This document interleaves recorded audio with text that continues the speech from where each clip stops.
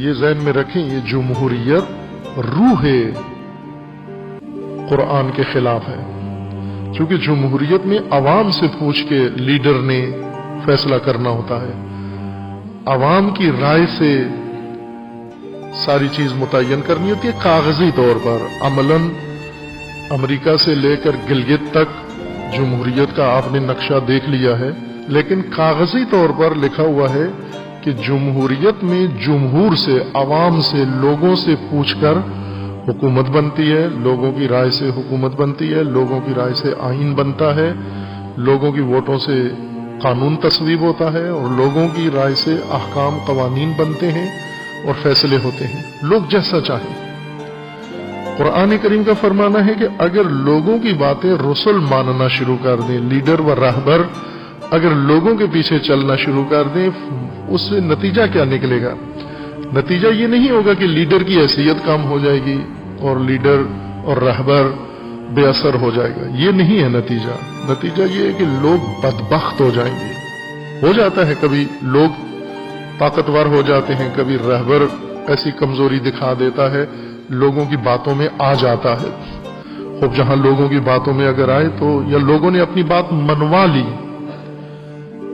کہ یہ بھی تاریخ میں موجود ہے کہ بعض جگہوں پر لوگوں نے اپنی بات منوا لی، ٹھونس دی رہبر کے اوپر، جیسے جنگ صفین میں امیر المومنین پر لوگوں نے اپنی بات ٹھونس دی، تو پھر نتیجہ کیا نکلا؟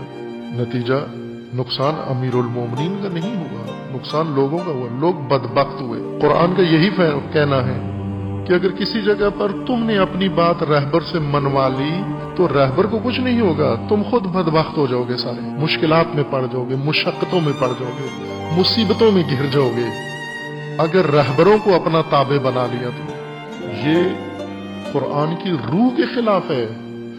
اللہ مبعوث کرتا ہے نبی کو، وحی نازل فرماتا ہے، اللہ ہدایت و کتاب دیتا ہے تاکہ رہبر رہنمائی خدا سے لے اور رہنمائی لوگوں کو پیش کرے، اور لوگوں نے رہبر کی اطاعت کرنی ہے، نہ کہ لوگوں نے رہبر کی رہنمائی کرنی۔ ان فیکم رسول اللہ، تمہیں دھیان ہے کہ تمہارے اندر رسول اللہ موجود ہیں۔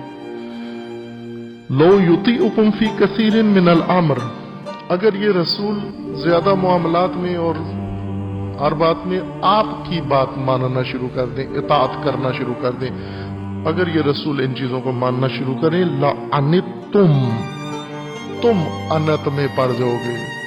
انت اس مشکل کو کہتے ہیں کہ جہاں انسان جب پھنس جائے تو رہائی موت کی صورت میں نکلتی ہے، مرنے سے جان چھوٹتی ہے۔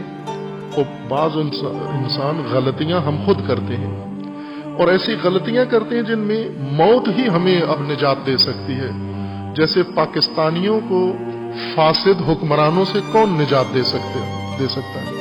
جس طرح برے طریقے سے یہ پھنس گئے ہیں فاسد لوگوں کے اندر، جس طرح سے یہ طاغوتوں میں پھنس گئے ہیں اور اپنی غلطی کی وجہ سے۔